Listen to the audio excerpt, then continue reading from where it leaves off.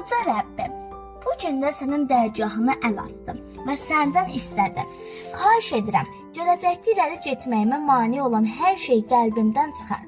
Məni xeyirxah mərhəmətli bəndələrindən et. Doğru yolumdan ayırma. Şübhələrimi, narahatlıqlarımı götür. Ruhuma sakitlik ver. Çətin anım olanda belə təslim olmağıma imkan vermə. Güc, qüvvət ver. Həyatımda məni doğru yolumdan çıxaran kimsə və nəsə olacaqsa, xahiş edirəm, onu məndən uzaqlaşdır. Çünki sən mənim görmədiyimi görür, mənim eşitmədiyimi eşidirsən. Çünki sən mənim haqqımda ən xeyirlisini bilirsən. Yolumu, şansımı açıq elə. Hər zaman yaxşı insanlarla qarşılaşdır.